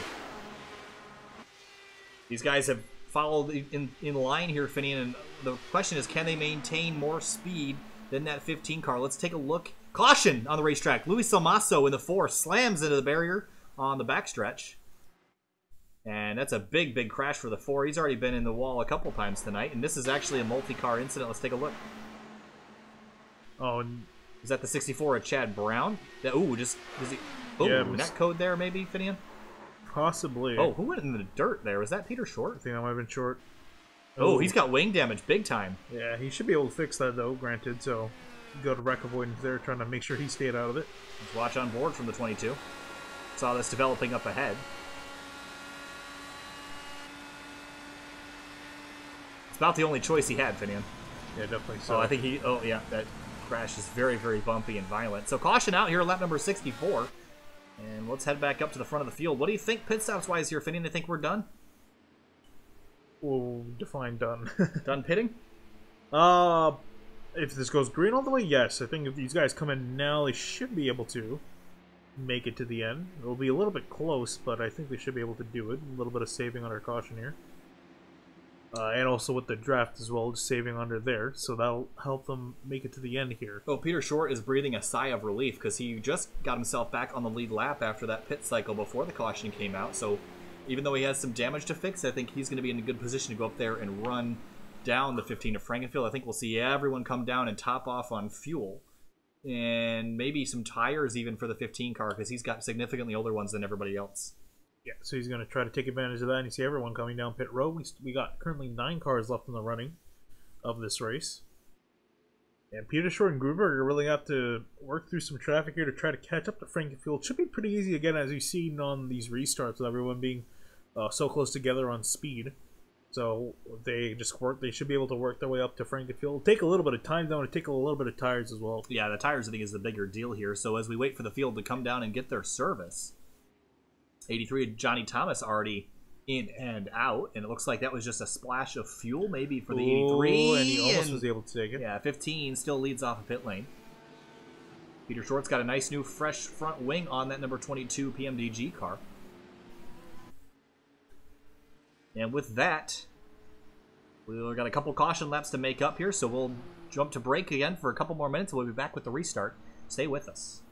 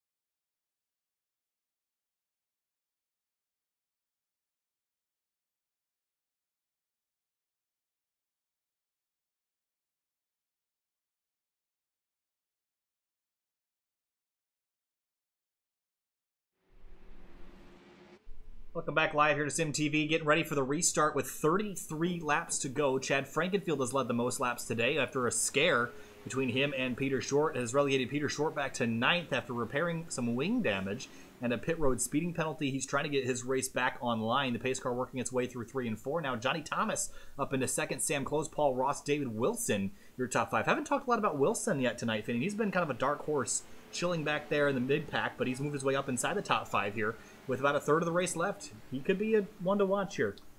Yeah, and I think really just being patient this whole time has paid off for a lot of these guys, especially towards back there. So they have a chance now to try to win this here. They're all going to be up there with fresh cars pretty much, and green flag's back in the air, and Frankfield's going to take off ahead of Johnny Thomas. I worry about that taking off, though, Finney. He's going to get run down on the back straight here, and that's going to be a big draft for Johnny Thomas. He might be able to clear the 15 on the back straight, so we'll watch as they roll their way through turns 1 and 2. Can Johnny Thomas get a big enough run? Also question where Peter Short is and how long it's going to take him to get up to the front. Johnny Thomas going to have a big head of steam down the back straight. What does he do with it? He heads to the outside. And I think Frankenfield knows this. I think really he was trying to make sure that the guys further back in the pack, especially his main competitors being the 54 and the 22, they get kind of caught out on the start and lose a bit of time and not able to draft up. So that could be a long-term move there by Frankenfield, but nonetheless, he's going to try to get that spot back from Johnny Thomas. He's going to work to the outside. There you see Sam Close and Paul Ross in this lead group. Well, he's going to lead this lap, so Frankenfield played that nicely, but Sam Close is up here. He was very aggressive before, even though he was kind of waiting on something to happen. He did throw his hat in the ring a couple of times. You see the shadows growing real long down there in turn 1, though most of the track is in shadow, and Johnny Thomas slammed the door on the outside of Sam Close. Almost some contact there between 2nd and 3rd. You see these guys still fanning out. You see Thomas to the top side, trying to get on the outside of Frankenfield as they head into 3. And just like you mentioned, Finney, there's a little bit of a gap between, I believe it's about 5th place on back. So there's David Wilson, and you got to look a little ways back to find Grunberg, but here's Peter Short coming into the mix, up to 7th, so plus 2 spots for Peter Short as the leaders are in a big gaggle on the front straight, heading to lap number 70. Well, look at the 5 of Sam Close all the way down to the bottom, 3 wide for the lead off into turn 1. Who's going to get there? The 15 will back out. He'll be side by side with Johnny Thomas. And you see Sam Close trying to make some ground, but Thomas has got a good run on the outside, but using that momentum. Close is still going to fight back on the bottom, though. And where does Frankenfield go in all this? I think he might just have to sit this one out here, Finney. This is the first time he's kind of been out of control of the race since the beginning. So he's going to have to settle himself in. Paul Ross in that red, white, and blue number 18 up to P3, following Johnny Thomas and Sam Close. And let me direct your attention to the 2 guys who have joined this pack. It's the 54 Grunberg and the 22 Short. Oh, we got one around. It's the who was that? That's Sam Close in the 5. Crashed in turn number 4. No caution as the wreck was off the racing surface. He just got loose and looped it out of the exit here, Finney. And now Chad Frankenfield takes advantage of it back to the lead. That moves Peter Short up to 6th. So just like that, Sam Close's night is over. He'll probably retire with that damage. Paul Ross now in 2nd, Johnny Thomas 3rd, David Wilson 4th, Grunberg 5th, Peter Short 6th. Look at Johnny Thomas, elevator top to bottom, back to top. Bring the bell up to the top floor once again, off into turn 3, to the inside of the 18 of Paul Ross. They're trying to make the move work, just not enough to do it. And here's Wilson up in 4th, high as he's been all day. We'll see what he can do. Ooh, sketchy moment there. Paul Ross had to, Johnny Thomas had to back out of the throttle to not hit Paul Ross, and he's going to lose a spot or 2 here to David Wilson. He's going to, wow, did a great job there using the draft off of Ross to get ahead of Wilson. He's going to slam the door shut. Yeah, but these front 2 have kind of pulled away just a little bit here. If they could run away from that second pack, they'd be home free here with under 30 laps to go as the pack behind him gets really aggressive. There's the 54 to the inside of David Wilson. He wants a spot. Peter Short, he's quick. We've seen him lead some laps here tonight. He wants to get back up front alongside that 15 car. You see him just up the road, side pod to side pod with the 18 of Paul Ross. And yeah, with Grunberg not able to get enough draft to really work around the 39 of Wilson. He's going to try again on the front straightaway, use the draft and try to do a slingshot. But here we got Frankenfield and Ross side by side. First time we've seen Ross challenge for the lead. And out of 1 they come. Frankenfield's still going to be winning on the bottom. Should be able to, I think he might be able to clear Paul Ross as they head out of 2. Yeah, it clears him there, but can Paul Ross pull back down to the inside? Nope, he's going to stay up in the middle of the racetrack, get a little bit of draft, and try the outside lane. But I don't know if anybody's going to be strong enough to pass that 15 on the outside, but Paul Ross is going to give it a shot. He's going to give it a shot indeed. I don't know how his efforts are going to help him out here, but here comes the 83 at Johnny Thomas, and he looks hungry. 15 defends low on the front straight. Johnny Thomas is going to maybe go up middle of the top. Here he goes up right behind the 18. Kind of scared him there for a second. He saw the 18 wiggle the wheel back and forth. Paul Ross actually power move around the outside. He's going to steal the lead away. An excellent move by Paul Ross to take that lead from Frankenfield. Yeah, I think Thomas helped him, give him a little bit, almost of an arrow bump to the 18 to get around the 15 of Frankenfield. Here comes Frankenfield again, charging up the inside. Yeah, it's going to be pretty hard to hang on to that with the strength in that 15 car tonight, but Johnny Thomas still looking pretty strong. Oh, he almost getting the fence out of the corner. It was pretty close to the wall if he didn't. Surprised we have seen Peter Short go for some more moves. He's just kind of biding his time, it looks like, as the front three still going to be 3 wide. Looked like it for a second. Thomas is tempted to, but Frankenfield kind of closed the door, trying to prevent Thomas from moving anywhere, and Thomas backed out. We're getting closer and closer between the wheels of the two leaders here, Finney, and I'm worried about this. Again, 10 laps on the tires. They begin to wear out. We're coming to 25 laps to go at the line. And we're seeing what Paul Ross did to... We're seeing what Paul Ross do what he did to... what Frankenfield did to Short, keeping him on the inside. You see them actually touch wheels there on the back straightaway. And Frankenfield's going to win that out at the moment, but Paul Ross is making Frankenfield use up his tires here, so this could potentially be favorable to a lot of these guys behind. Johnny Thomas all the way to the bottom, all the way back to the top. He's trying to be unpredictable on that orange number 83. Now, it's a very bright color, so I'm sure it's distracting the mirrors of the leaders as well, but they go door to door in turns 1 and 2 again, still trying to beat each other. This is what the 15 got locked into before with the 22 is short. It didn't end very well, so I'm a little bit concerned about this, especially because Paul Ross doesn't have the experience up here so far that the 22 had earlier. Well, he's doing a pretty solid job at the moment, keeping Frankenfield to the inside, and I think he's going to try to make Frankenfield use up as much his tires as possible. So by the end of the race, Frankenfield has nothing really to defend with. Out of turn 4, the 15 leads. Paul Ross slots into second, but he'll try again on the outside to make a run. And will he lead this lap? Oh, not quite. The 15 will get him by a hair. Again, still surprised that the 22 isn't making more noise at the tail of this pack. I would have thought he would have tried to get around Grunberg by now, but just looks like he's taking his time. Yeah, I think some of these guys might... Ooh, Paul Ross is real tight off the exit. I think some of these guys might try to save a little bit of fuel here, especially being in the draft. Especially because, and also too, because there's not really much of a point really going up there at the moment right now. They're well within good enough drafting range to work up there, and I'm pretty sure that, especially Peter Short learned his lesson of not trying to use up his tires early on in the run, so he's going to try to save them for later when it counts. Oh. Paul Ross, a very aggressive jolt to the outside to try to beat the 15 to the line. He will, just by a nose. So Paul Ross will lead that lap, drive off into turn 1. 15 on the inside. Didn't give him a lot of room down there. We saw Eisenman and Frankenfield get together early in the race. Eisenman didn't leave a whole lot of room. The 18 didn't that time either, but he'll take the lead away and force the 15 to the outside groove. Let's see, does Ross stay to the inside? He does. Is Frankenfield able to do anything on the outside? We'll see this time by. Frankenfield not being conservative here, really, and notably the 54 and the 22 have 2-lap newer tires, excuse me, as well as a little bit more fuel, so they can afford to be a little bit more aggressive at the end of this race than these guys can. And speaking of aggressive, there's Grunberg poking a wing on the outside of David Wilson, and he's going to try to make the move work, but Wilson cuts him off in one. Here comes Paul Ross ahead of Frankenfield. In one turn was able to make the pass. Paul Ross is looking stronger and stronger as this run goes on. Frankenfield's been whipping that car around, being very aggressive, but it seems like it has hurt his speed. That's not a word, everybody.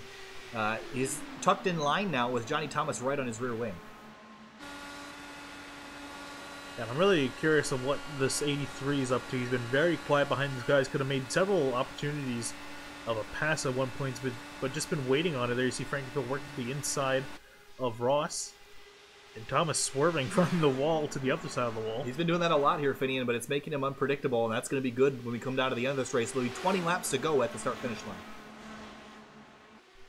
Yeah, definitely now in the nitty-gritty of this race, and approaching the finish line fast. There you see Ross to the inside of Frankenfield he goes. Yeah, Frankenfield didn't defend that time. He just let the 18 go.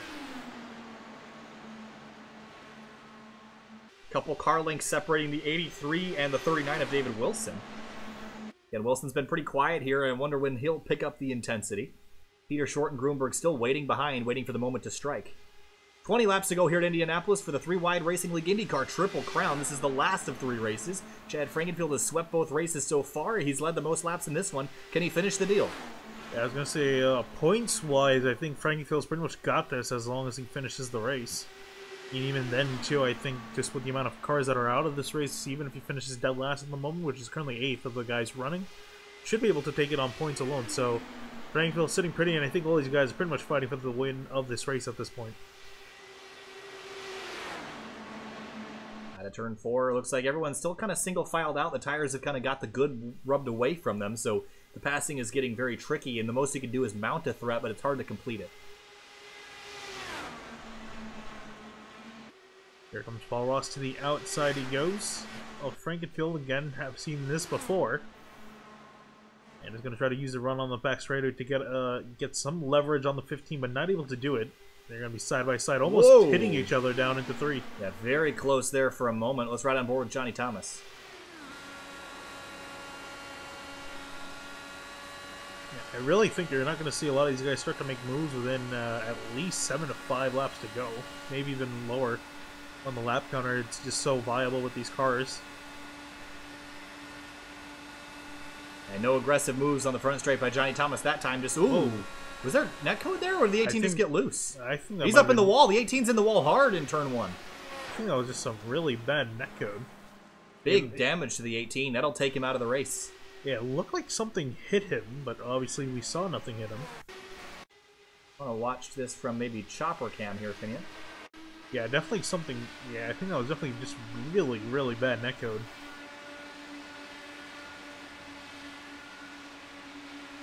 Yeah, what a shame for the 18. Gets knocked out of line by netcode and gets put up into the wall. Nothing he could have done there. There was several feet between those cars. So the 18 of Paul Ross effectively taken out of this one. He'll come to pit road to fix it, but that's going to be pretty much day over for the 18.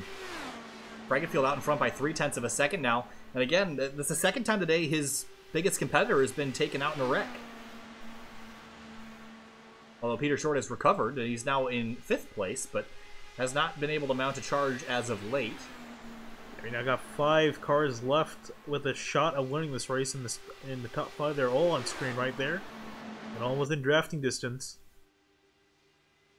16 laps to go here at Indianapolis. Does anybody have anything for the 15 of Chad Frankenfield? Can they steal a win away? Johnny Thomas is trying on the outside, but not going to have enough speed to get that job done. Maybe he'll try again on the backstraight. I think he's probably just testing the waters at this point. He's definitely got better tires than Frankenfield at this point. Thomas has been kind of riding around, so I think he might be just testing the waters, seeing where Frankenfield goes, seeing how effective the draft is, so he can time his move later in the run. Yeah, backed out of that. Had to run for sure, so he's definitely waiting for his moment. Behind him, David Wilson in that purple number 39. He's got Twitch on board that car. David Wilson, again, has been very quiet here tonight. Started back in the 20th spot, so second to last, and has worked his way methodically up to 3rd. Good driving by Wilson tonight, and he's behind the 2 leaders fighting for 1st.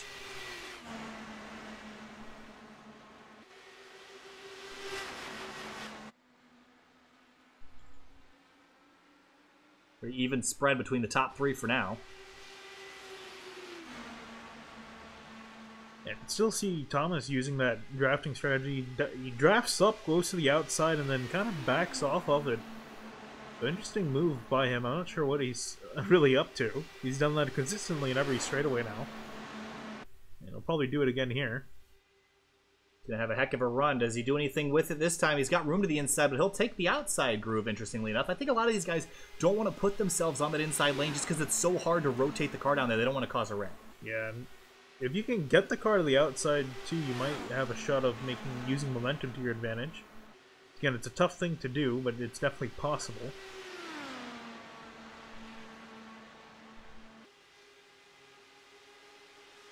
Peter Short actually losing a little bit of ground to Grunberg here. I'm a little bit worried about this 22 here. Finian has not had the speed, and he's still close enough to the 54, but I think you want to be right up on that rear wing. Oh, yeah. He's really struggling understeer big time for the 22 out of 4. Which is kind of surprising too, because he hasn't really done anything. He's just been kind of riding around in this pack. So it's possible that he still has residual suspension damage from that contact earlier. But he's really struggling. The tires are making lots of noise in this 22.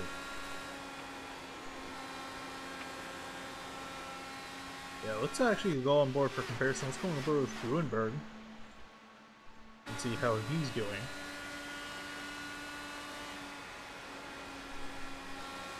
His line looks a lot more...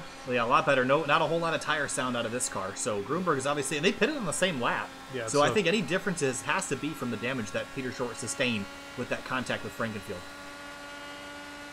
You see Grunberg with the draft. He's decided it's time to go to the inside with a big draft. Oh, Frankenfield's driven away up to 7/10 up the road. And they're running out of laps here, Finian. If they let Frankenfield get away, they don't have a lot of time to go back and chase him down. I think that's probably why Grunberg decided to flip the switch on. Not sure what happened to Thomas that made him lose maybe fuel savings here at Finian potentially, but Grunberg not wasting any time. He's going to charge to the front. Here comes Peter Short now into the mix. Maybe it's fuel situation here potentially. Maybe so, but I would imagine that if anyone's low on fuel, it's got to be Frankenfield out of all of them. Because he's been up to running towards the front in open air. Everyone else has been in the draft, so really curious what these guys are up to back here. Yeah, but they're not going to be... it's going to be... one car running down one car. They're all separated now with 11 laps to go. Frankenfield leads by 1.3 seconds over the 54 Matt Grunberg. These guys started 1 and 2, just not in this order. Grunberg was your pole sitter. Yeah, Grunberg's going to have to make his lines absolutely perfect. He try to catch Frankenfield and he'll get into the draft. Once he does that, it'll be pretty easy on from there. So we'll watch the lap times as he tries to chase him down. He did gain a 10 through 1 and 2, so we'll see what he does in 3 and 4. Very smooth line by the 54. It's just all about being smoother than that guy out front. No threat from behind. As we come out of turn 4, what's the difference now? Still 1.1 seconds, but he's closing. It's closing, but it's not closing a whole lot, but obviously that's going to pick up very quickly once he gets into the draft. Yeah, and he's within a second, so he's definitely catching.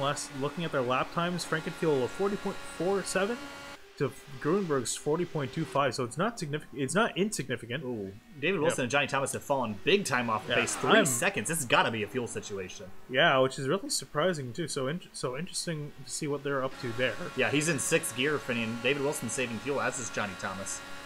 And the other guys have decided to throw caution to the wind here. So what I'm curious too is that Short and Wilson pit on the same lap as Frankenfield. Frankenfield's been... Oh, here comes Frankenfield down to pit road. I was going to say it's gonna have something's got to happen there. Well, the problem is that Grunberg and Peter Short, they pitted 2 laps later. They might have what it needs to get to the end. I think were Thomas and Wilson trying to make it all the way to the end? Wilson and Thomas are saving very different amounts of fuel here. Yeah, definitely so. Johnny Thomas is way off the pace, under 200 on the front straight. He just might try to coast this thing. Yeah, he's full-on clutching it through the corners here, Finian.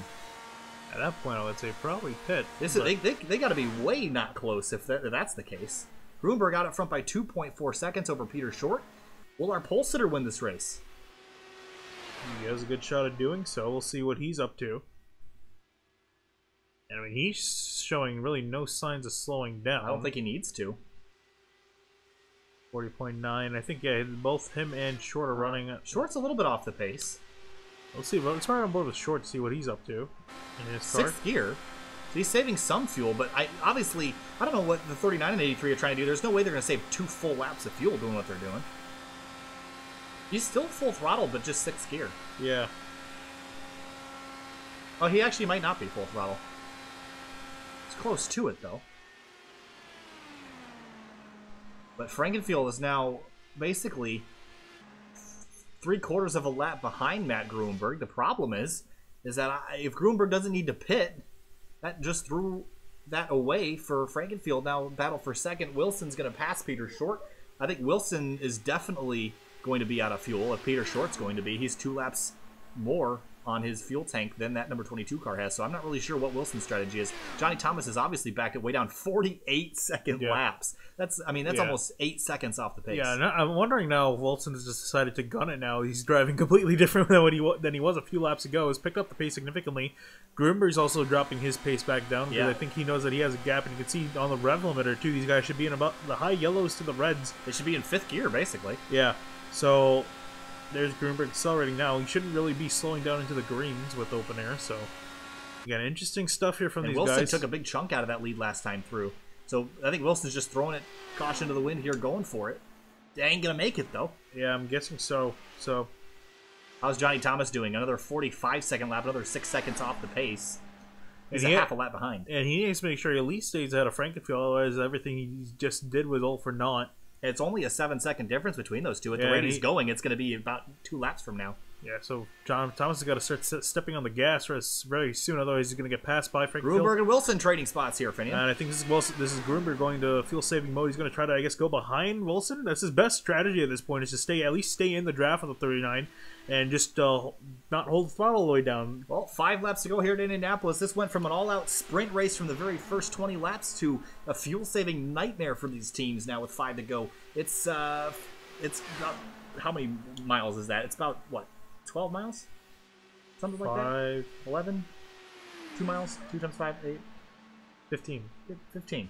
Nah. No, 12.5. It is 12.5. 12.5. I was right first. I have a physics test tomorrow, too. This is very concerning. Oh, I'm sorry. But Grunberg looks like he's actually still losing some time to Wilson here. Johnny Thomas and Frankenfield only separated by 3 seconds now. Frankenfield closing quickly for 4th.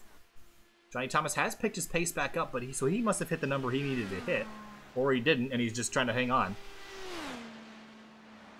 Matt Grunberg is now 0.7 of a second behind Wilson, maybe trying to stay in touch and use the draft, but that's his best. Honestly, that's probably one of his best strategies, because if he loses Wilson, I mean, I have no clue how much fuel Wilson has. Well, if Wilson's going to run out of fuel, it's going to be the next 3 laps or so. He'll run out prior to the white flag if anyone else has even a remote shot of winning.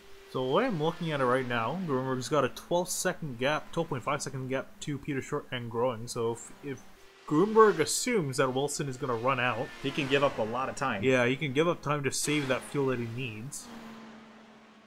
Johnny Thomas has to step on it, though, because he's got that 15 car coming. I think this is going to be a race over for the 83 in terms of competitiveness, because that 15 car, once he gets around, that gamble has paid off for the 15 car.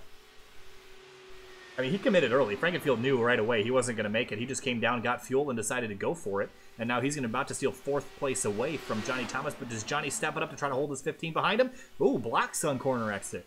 Yeah, and this is potentially... We know that Frankenfield is definitely good, so the rest of these guys run out. This is for the lead here. Frankenfield will get around Thomas. Thomas is going to still try to fight back. Here comes Wilson coming in the pit so lane. Wilson is definitely out. And Grunberg, I think, is definitely going to be committed at this point. It has some time to work with. Has 15 seconds now. Back to Peter Short. And he's got 2 laps to go. 5 miles left. Does he have 5 miles worth of race fuel in that tank, Finian? He's driving real slow. 43-second lap. That's 3 seconds off the pace. He's going to have to do an Alexander Rossi right here and try to save as much fuel as possible. Again, 18 seconds now it's expanded to, and now back down to 15. Peter Short has the same amount of fuel Grunberg does. So really, he's racing the 15 car, who's almost a lap behind the 54. Yeah, so he has a lot of... So, again, Grunberg has a lot of time to work with here. Yeah, if the 54 runs out, the 22 is not going to make it either. No. And that would give the 15 the win. So, really, Grunberg and Peter Short just have to run as little as they possibly can. Right now, Grunberg's running well off the pace here. And you can see he doesn't come down pit road, so he's going to stay out. He's going to run the tank empty here. White flag going to be in the air for the 54. Grunberg, does he have enough fuel? He won the 3-wide Triple Crown events last night in the dirt stuff. He won at Eldora. He won at Knoxville. Can he win at Indianapolis in the open wheel stuff? He's got 12 seconds on Peter Short. He's got just over 2 miles left to complete this lap. He's well off the pace, under 200 miles an hour on the back straight, ran a 44-second lap last time through. Peter Short has Frankenfield charging from behind. Grunberg's got 2 more corners, less than a mile to get back to that start-finish line. Looking at his speed here, waiting for some drops. He's clutching, Finian. He's clutching. He's clutching. He's got 12 seconds back to Peter Short. He's going to make it. Matt Grunberg, with an exceptional fuel-saving strategy, will come out of turn 4 and collect the checkered flag, sputtering across the start-finish line, as behind him Peter Short is trying to limp to the line as well. Is he out of fuel? He's clutching. Here comes the 15 of Frankenfield. Not him. The next car to the line. Oh, it's going to be close. Frankenfield's going to take second place away. That's definitely going to secure the championship right there, as Short's going to be out of it, finishing in 3rd. And here comes David Wilson. He's going to come across the line 4th. Yeah, just short of a podium. Where is Johnny Thomas in all this? And he's still riding around. Still has not finished, and I think he's definitely out of gas. Yeah, that car is sputtering. He's got 1 more corner to navigate. But Matt Grunberg, what a strategy. Ran out of fuel coming across the start-finish line. He's out. He might not even be able to get back around to do burnouts in this 54 car here. But what a heartbreak for Chad Frankenfield. Dominated the race again, but this time got caught out on strategy, and this will be the first of the 3 races that he did not win. But what a great race by that 54 team. Yeah, definitely great job. Great strategy there at the end to time it to perfection. Here he's going to be out of fuel, not able to do burnouts here, but at least he won the race. But the man who won the war is the 15 of Frankenfield, and he's going to come to the front straightaway with a enough fuel, and he's going to try to do some burnouts here. Finished first, and second here in this Triple Crown. I think what he's done is pretty close to dominance. Yeah, I would call it dominance. The strategy didn't quite work out for the 15 car today, the way the cautions fell.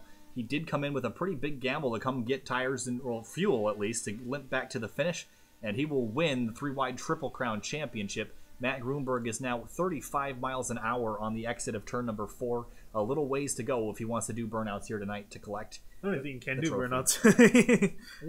He can stop on the front straightaway. Foot burnouts. But will the 15 go get him is the question. Well, he's heading backwards here. Not sure if that's for a Polish victory lap or to get the 54. We'll see what happens here. I guess we'll find out. I'm going to guess it's going to go get the 54. Oh, well. Oh, he's doing burnouts in front of him. Grunberg wants to join. And Frankenfield's got plenty of fuel to enjoy those burnouts.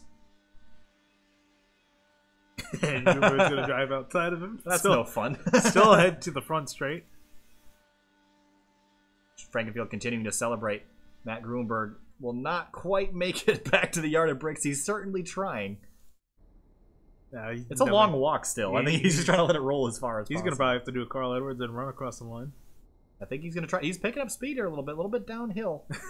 I think that's why he's trying to run down the gradient. He's almost there. I mean, once this camera's horizontal to the track, he's at the line. Oh, he's got such 12 miles an hour. Come on. Come on, Matt. Down 11. 10. Flirting with it. You might have enough. This would have been amazing if this was the finish. He's almost there.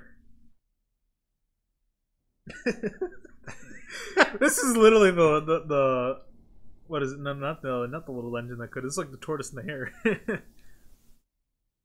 7 miles an hour. Can he make it? He's so close. I love the fact that he hasn't given up on this. Just the friction from the wheels rolling is... Oh, he's almost there.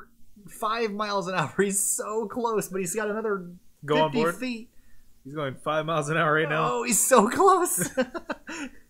3 miles an hour. I don't think he's going to make it, Finian. Oh, he's so close. He's slowing down. And he has no help. Below the margin of error of our timing and scoring speed-wise. And he's going to come to rest. Just in front of it. Oh, he's still trying.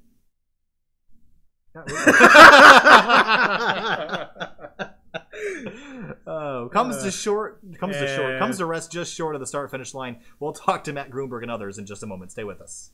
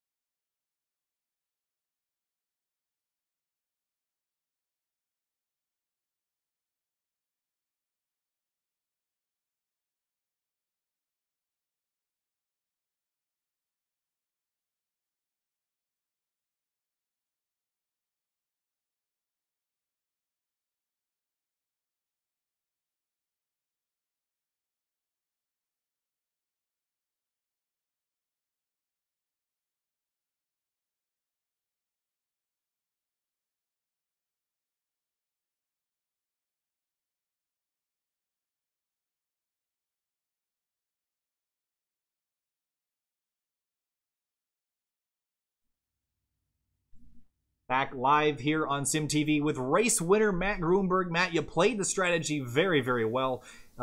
Just well enough that you couldn't quite make it back to the start-finish line to celebrate. You're going to have to take a quick walk over to the Yard of Bricks to go kiss him. But, man, that was an intense finish there. You were saving fuel. You were off 6 seconds on your final lap trying to save enough fuel, but you'd managed to come home just in front of Frankenfield and steal away and become the only driver other than Frankenfield to win a race in this IndyCar Triple Crown Championship. Talk to us about how that final race was. Yeah, I always am prepared for the fuel mileage race. I like to do a lot of trigonometry during the race just to figure out when exactly to pit and how far I can stretch it. And, it paid off in these races like these. I wasn't sure about a few of the competitors in front of me. I was really thinking that they were going to run out. And Chad, he ran out. And then I saw David Wilson come by me. And then I thought, well, maybe he saved enough because I know he was hanging back with me there for a while. And, sure enough, he pitted. So then I backed up the pace a little bit more because I saw that Peter was about, I think, 15 seconds behind me at that point. And I was able to just save just enough to where I ran out right as soon as I crossed the line. So it was a perfect timing there, but not enough to where I can make it around to the bricks, unfortunately. Chad's burnout's kind of got in the way of that. But all in all, it was a great race. Huge shout out to the 3Wide guys that put on this league. Huge shout out to you guys. Shout out to Chad on his championship. And Peter ran. He gave him a good run tonight as well. Yeah. All right, Matt. Well, obviously another good night for you to walk home with a victory trophy. Thanks for talking to us, and we'll see you later. Yep. Thank you. No problem. Next, we're going to talk to the driver of the number 15. I hesitate to call it nothing short of dominance here, Chad, but what a couple races it has been for you. You won at Iowa, you won at Watkins Glen, and you came home just short at Indianapolis, but you won the 3-wide Triple Crown IndyCar Championship. It was an incredible race. Just a little bit of pit strategy got you off, or you would have won that one too. Talk to us about it. Yeah, I mean, it was just I was out front, so it's really hard to save fuel when you're in that 1-2 position, and it's really hard to save fuel these cars in general without any fuel mapping. And as soon as I realized what the fuel number was, and just from doing races with these cars, I just knew I wasn't going to do it. So my only hope was to just try to pit, get in, get out, just hope some guys would run out. I was nervous. I was talking to Levi off and on throughout those last couple of laps, and he kept telling me, like, hey, Pete, just so you know, Peter might be saving here, blah, blah, blah. And it was a crazy finish. I'm just so glad it ended the way it did. And I wish I could have won at Indy. That would have been really cool. But, I mean, obviously the championship, it's my first iRacing championship, so it's just it's really special. Special indeed. Obviously, 3 very, very different racetracks. We started at the short track of Iowa. We went to the road course down in Watkins Glen, New York, and now we're here at Indianapolis, Indiana. What does it take to be good at all 3 types of racing? Obviously, we've seen you be successful at all 3. How do you approach each different race as its own thing? How much practice do you do each week? Because obviously, you come into this with some skill at all 3 different professions. Predominantly what got me on iRacing, the IndyCar. Doing oval racing and doing the road course racing that I've done, it's really just knowing what the edge is with the car. If you can, you push it to the edge. Once you get it to that edge, you're getting extra tenths out of it, and understand what the air is going to do with the car. I mean, I thought today the setup had a lot of grip. I mean, usually the Indy, it's single file and it's really tricky to pass, but here it was really tricky to pass because there was so much grip. So really it's just trying to push the car to that ultimate edge, and you kind of have to just get a tunnel vision going, because if you just sit there and worry about the walls and everything, it's just too much. All right, Chad, well, it was a pleasure talking to you again. Obviously, Watkins Glen last week was a very special one, but this has got to be just as special, winning a championship here for the 3WideRacing League. Thanks for talking to us, and we'll see you in the future. Yes, thank you. All right, next we're going to talk to our third and final driver of the evening, the driver of the number 83 car, Johnny Thomas. Johnny, another good race for you tonight. Come home just a little bit short in that 5th spot, but obviously the end of that race was very, very dramatic, and you saved a ton of fuel. And obviously, I don't know if you ended up crossing line officially, but it was awful close. You were off about 8-9 seconds off the pace at one point, but just limped it across the line in 5th. Walk us through those last couple laps. Yeah, it was unfortunate we didn't go about 98 or 99 laps. I felt like I had a car that could win the race. That was a blast. I haven't had that much fun probably in a couple months. Uh, that car fits that track, as everybody knows so well. And me and Chad, and I felt like we had 8 guys running for the win there. And I wish we could have. I wish it wasn't a fuel mileage race, but it's unfortunate. Congrats to Chad on winning the championship and Matt on winning the race. It was a really fun 2018 season for me, and hopefully 2019 will be even better. All right, Johnny. Well, hopefully we'll see you again in the future, and thanks for talking to us tonight. Congrats on the 5th. Yep, thanks, guys. See you next year. See ya. And with that, that'll conclude the 3-wide Triple Crown races. Both the dirt and the IndyCar races are over. The sun is setting on a beautiful afternoon here in Indianapolis, Indiana. Clouds are just passing over now. I'm sure those drivers would have liked those a little while ago, Finian. But again, a crazy race here. Very, very high attrition. Only 5 cars finishing on the lead lap. We've seen that all Triple Crown events so far. But Matt Grunberg wins it. Chad Frankenfield first, and second in all 3. Yeah, definitely some great racing there, especially at the end with these guys trying to play a fuel mileage game. And the 54 Grunberg coming out on top, doing an Alexander Rossi and just having enough fuel to get across the stripe. Well, the next 2 days have some pretty exciting things coming up. Tomorrow night, the penultimate race in the Fuel Rig Share Cup Series from Gateway. Day to night tomorrow in Gateway, and that'll be live on SimTV at 9 o'clock Eastern Time. And then Wednesday night at 8 o'clock Eastern Time, we have the Daytona 2.4 hours for the Virtual Mars SCCA group of guys. I'll be running in the Ferrari 488 in that on Wednesday night, so be there with that. Again, if you haven't taken our poll about the SimTV merchandise, please do so that we can get enough people to produce that stuff. We're all super excited about that. So take that poll that's in the live chat, and we'll see you tomorrow night for Fuel. Thanks for watching.